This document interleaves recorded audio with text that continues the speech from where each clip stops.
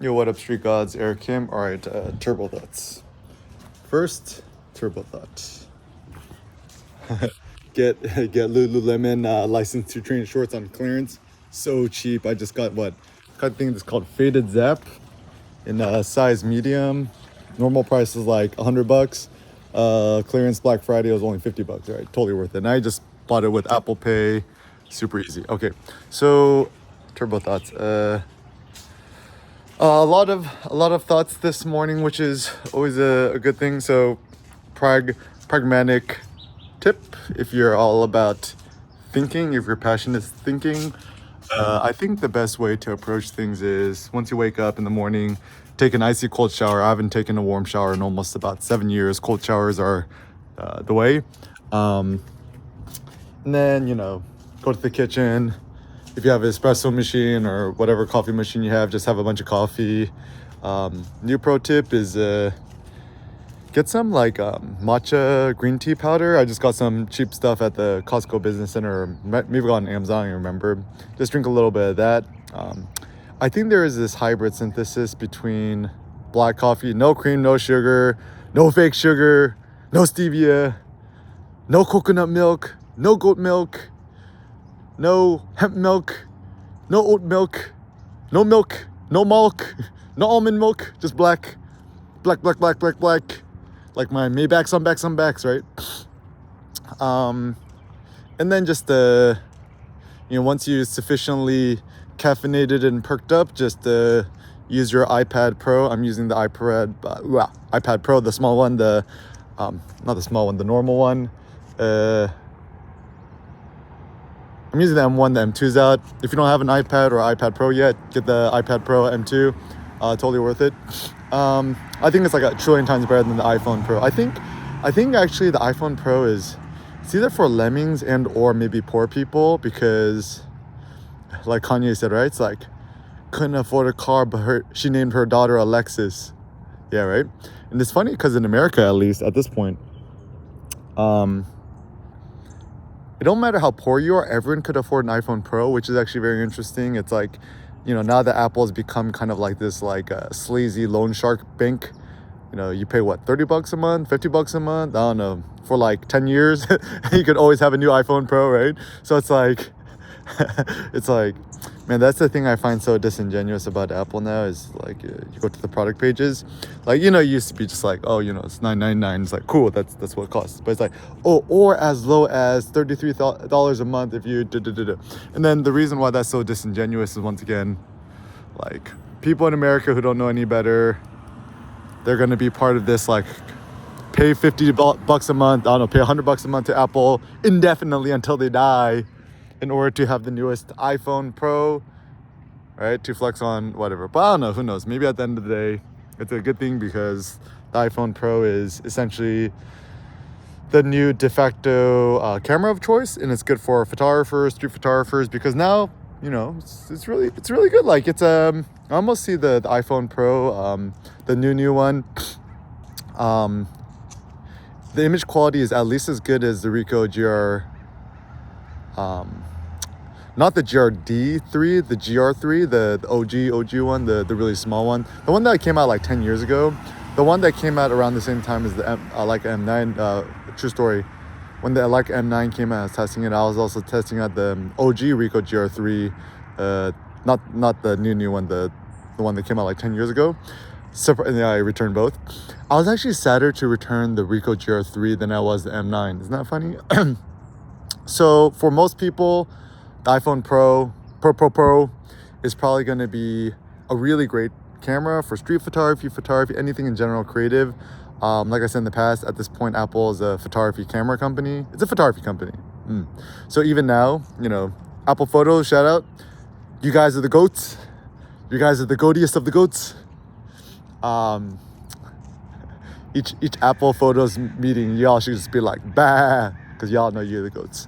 But anyways, the photography is important. Photography is the way. It's people's new way of communicating. The way that people Snapchat messages to each other, or iMessage or FaceTime, whatever. The camera, at this point, camera is God, right? So it's like, you remember the whole like Pixar didn't happen. And even nowadays, like, friends and family is like, oh, I'm dating this thing. I'm like, oh yeah, pick up them, yeah. Or meet some new moms. Oh, you gotta pick up your kid, yeah. It's so much better to show somebody a photo of the thing than to talk about the thing, in my opinion, to get a better sense. I mean, it's kind of like low key, like it's better to talk about people. I don't know. I'm visual. I like photos. I think there's good information in photos, which is difficult to tell on other forms of information. But anyways, so oh yeah, so I have a bunch of coffee to walk around. The voice dictation app function is actually insanely good. You can use it on your iPad or iPhone. That little microphone button that nobody uses, right? Touch that and just start talking. Like, just see how good it is. So good, right? Like, I think the only reason people don't do it because they're afraid of looking stupid in public, talking to their phone, or like, hey Siri, whatever. But it's probably the most effective thing. Even just being like, hey Siri, take a note, da, da, da, da, da, da, is a good way to jot down turbo thoughts when you're driving, or be like, hey Siri, call, da, da, da, da. It's really, really useful. Or tell Siri to turn on an alarm, or he grabbed my iPhone, turn on like 20 alarms. Oh, I gotta turn off all these. Like, can I do this? I'm like, hey Siri, turn off all my alarms, right?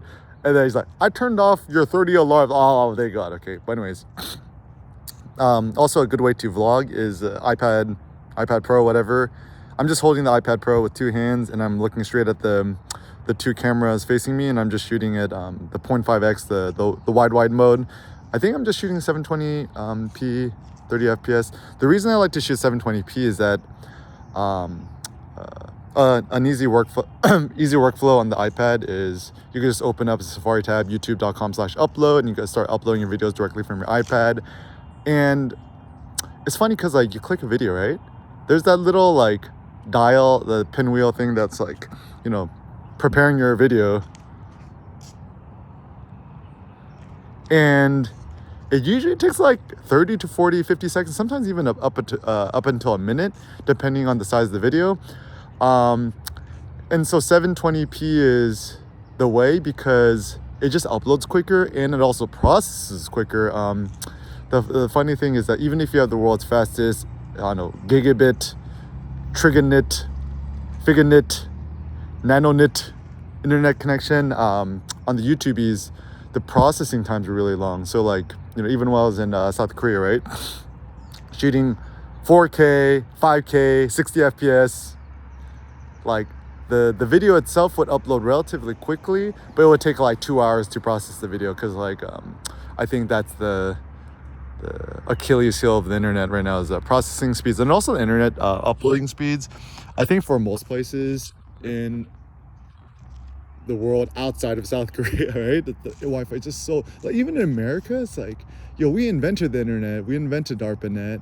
It's like, why does our internet suck so much? Like, it's quite shameful. But anyways, he or she with the fastest internet connection shall win. Why? Because you could create your own solo media empire, upload more stuff with less friction, and just keep streaming more. But anyways, and I'm like, even I have like T-Mobile, and I'm like, man, should I switch to like Verizon or get Google Fi or something else? Because like T-Mobile sucks. It's like, yeah, it's no bueno. But anyways,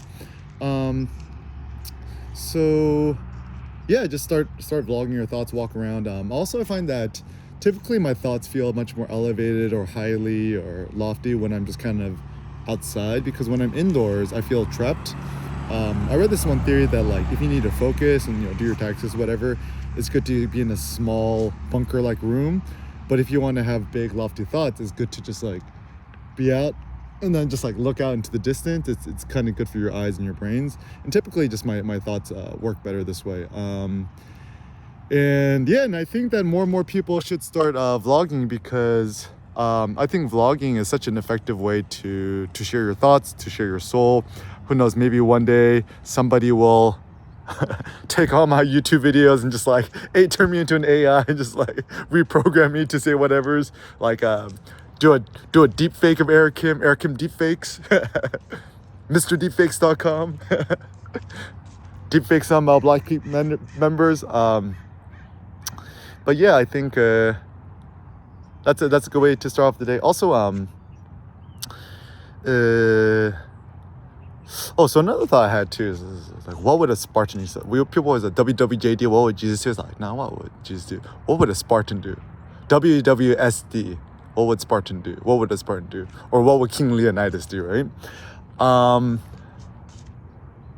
Actually, before Sam was born, we didn't know if he was going to be a boy or girl. Like, it was boys. Like, I thought like Leonidas would be a good name, but like it's a little bit long. And then Leo, you could go by Leo, but I know too many people in America named Leo, so that's not unique enough. But anyways, so one thing that I thought about street photography, which is kind of cool, is that like, Spartan street photography, essentially the street photographer in today's world, we're kind of like the new modern day Spartans. I mean, it takes lots of balls, chutzpah, courage, audacity, to shoot photos of people in public and strangers with or without permission. Truth be told, I think it actually takes more courage to approach a human being and ask for permission and talk with a human being than just to shoot it candidly. This is something that I've discovered when I traveling the world, all these famous street photographers. Like at the really upper echelon level of street photographers, most of the dudes, they tend to be dudes. Some women, most of them tend to be dudes. They're kind of these like weird, very socially insecure people who kind of like neurotic. And I think the reason they don't like quote street portraits asking for permission is that they themselves, they just cannot talk to a stranger or have the courage or the guts or the heart to approach another human being and have a conversation with them. And then so if I philosophize a bit about it, I think some street photographers, their approach and methodology to things is that like think about this more like aesthetic philosophical, like they themselves feel miserable and they kind of feel tormented in their soul or whatever.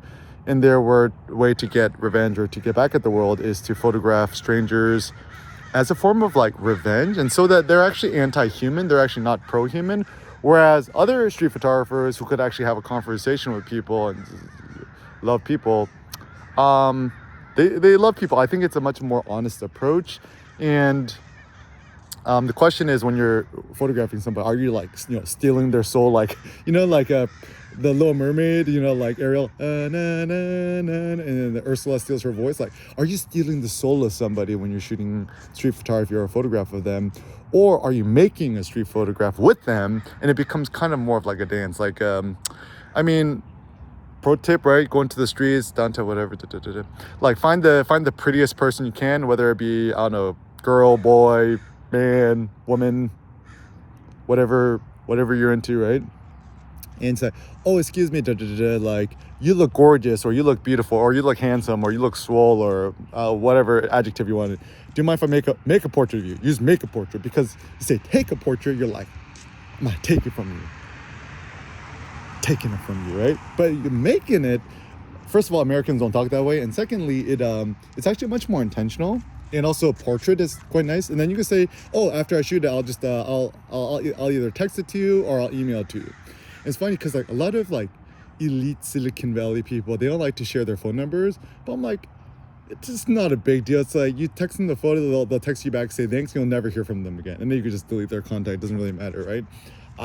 So it's so funny that people are so secretive of their personal phone number, but so free with their email. It's kind of bizarre. I think it should be the other way. It's like give everyone your phone number, but to give nobody your email, right? That would be a much more interesting approach. Or if you're like good enough with the technologies, this is also a pro tip that I was thinking, like the next time I shoot someone's wedding for a friend or somebody for free, what I'm gonna do is I'm just gonna pull up my Ricoh GR3X, shoot it all in JPEG, and then when I'm done shooting the wedding, I'm gonna bring the iPhone Lightning to SD card adapter, the small one, and then I'm gonna plug my SD card into their iPhone, import all their photos to their phone, and be like, all right, have fun choosing the photos. Because like, I love shooting the photos at a wedding. Oh man, having to select the photo takes so long. It's like, you can outsource that to them, especially if you're shooting the wedding for free. Like that's my thought. Oh, another pro tip. This might be a good business idea. Let's say you're a budding wedding photographer, right? Offer to shoot the wedding for free, but then say, if you want me to select the photos for you, or Photoshop you, not your skin looking so acne, or to make you look less fat or something, and then pay money for my my editing services, my photo selection services, my photoshopping services. Then people pay for that. I kind of like this idea that like you could do something for free, and then you could charge premium bucks for the other thing, rather than trying to do it the standard way. This is especially good if you're just like starting off and you're a newbie, and it don't matter how rich people are. People love free, like like this is like a rich ass Asian person. You go to like a 5-star hotel, you're still gonna steal the towels. You're gonna steal the towels, and then when they don't give you back your deposit, or they charge you for the towels, you're gonna call them back and you're gonna complain. You're like, hey bro, I spent $1,000 a night in this hotel. At least let me get the towels. But another pro tip, if you give birth and like from the hospital, steal everything. Take everything from the hospital room. I think we even stole the water jugs. It was quite clutch. But anyways, be shameless. Just things like what an Asian person do. And actually, I think that's the funny thing with being like multicultural or bicultural, is that like you could just kind of leverage the things to your benefit. So for example, sometimes I was abroad traveling, I was shooting street photography. Some people get angry at me and they start yelling at me or asking me in English, like, you take a photo of me? I just kind of give them the photo. Just don't say anything, just kind of like stare at them. It's kind of like, and then even if you're Caucasian, right? You're traveling, someone yells at you, right? Just respond in German or something like, Nein, Dankeschön, alles gut. That's also the funny thing too, is that people's like, oh yeah, that works because you're Asian, but I'm white. First of all, white as a classification don't work, right? Next time somebody asks me, is like, Eric, what are you? I'm like, I'm white. They look at me, they're like, you're not white. I'm like, yeah, I am. Actually, it's very interesting. I was watching this PBS documentary on Asian Americans, and there was this one guy who came from India, right? And actually, the initial notion of Aryan actually comes from India. So, Hitler's, Aryan race, blah, blah, right? It was kind of like this weird bastardization of the kind of like ancient, like kind of like Hindu, Indian caste system, where the Aryans were essentially the top in the caste system. So Aryan was actually initially an Indian concept. So anyways, it's like, and also Caucasian, it means you're from the Caucasus region. So you could actually be Turkish, right? From Turkey, right? Istanbul. And you're technically quote-unquote Caucasian, you're technically quote-unquote white, but you look quote-unquote ethnic, right? So you say white. And then it's also funny too, because like it's such a category thing, because when Polish people or Italian people first came to America, they weren't considered quote-unquote white. They're like, there's all these negative slurs. Same thing with the Irish, etc. But once a generation stays like 1, 2, 3 generations, and you kind of have a lighter complexion, then I guess you pass as quote-unquote white. But anyways, I like to use the term like Caucasian or just like American. And at the end of the day too, like there's so many silly racial politics in America, but maybe it's just easier we just all call ourselves American, right? It's like, I'm American, you're American, right? And it's all good. Like I have more in common with somebody who is like African American or Mexican American who's grown up in LA than I do a Korean person from Seoul, South Korea. We all love In-N-Out, we all love Mexican food, etc. I was randomly just like walking through like Dave and Buster's, and I saw some TVs, and there's like the Japanese soccer team or the football team, depending on what country you're from, versus the Spain team. It was cool, like looking at Spain, there's so much ethnic diversity. It looked like some like Afro Spaniards, some other types of Spaniards, etc. And then the Japanese team is, of course, everyone's just Japanese. Like it'd be very awkward if you saw somebody who was like African Japanese, or blood half African half Japanese on the team. Like you ain't finna see that. You ain't finna see that on the Korea team either. Actually, also the cool thing, I think that the German team, shout out to Germany, us Germans, the German soccer team, big fan. I'm actually a big fan of Germany. I love people's like, yeah, Germans are so da-da-da. I'm like, dude, Germans are like some of like the nicest, cool, like y'all jelly because the Germans are so productive. But anyways, Germans and Germany's good. And it's like I don't want to get into like Euro politics. Like, yeah, I think in all of Europe, Germany might be the only really, really productive nation. Yeah, I think I can say that. And I guess the UK, but now I think they Brexited, right? UK's Brexited. I don't know. So like, while I'm all for the notion of like open borders and unified eurozone, it looks like reality has shown it's not as effective as people might have thought it was. I think the difference between Europe, like eurozone, and also America is that I mean, America, at least everyone shares more or less the same language, right? Yeah, we all speak English, right? So I can still communicate with somebody from Texas and vice versa. Whereas if I'm from Portugal, trying to talk to somebody from, you know, I don't know, Czech or something in a different language, it's much more difficult. So it's bizarre if all these different countries all share the same currency. The only thing they should kind of share is borders in the region, but yeah, I think it's different. But anyways, maybe everyone should just use Bitcoin instead, right? Just make it transnational.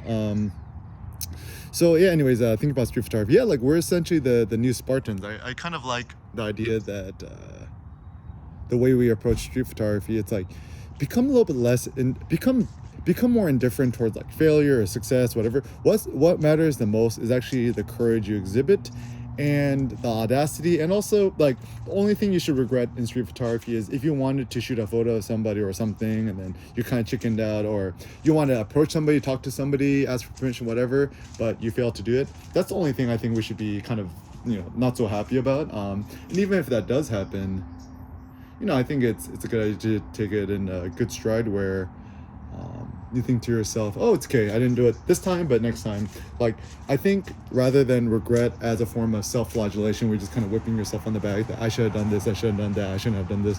Just be like, okay, things happened the way they happened.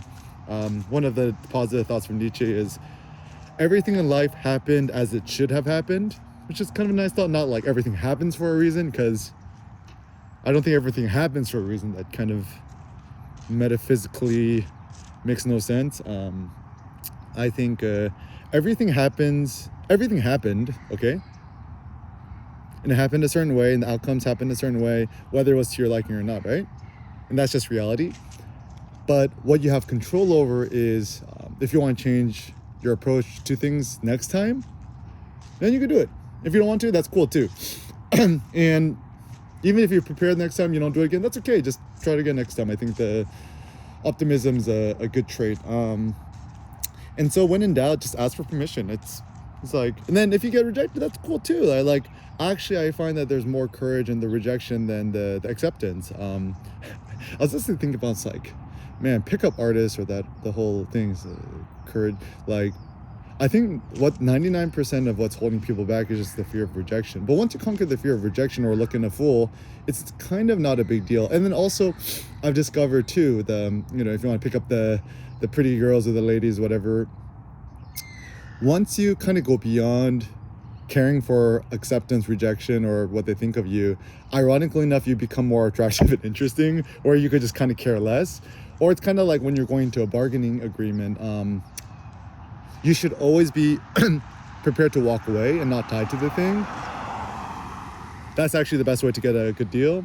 And then who knows, maybe at the end of the day, you just realize you just don't need the thing. But anyways, Spartan street photography is the way, a good way to approach entrepreneurship and life. And when in doubt, just risk it.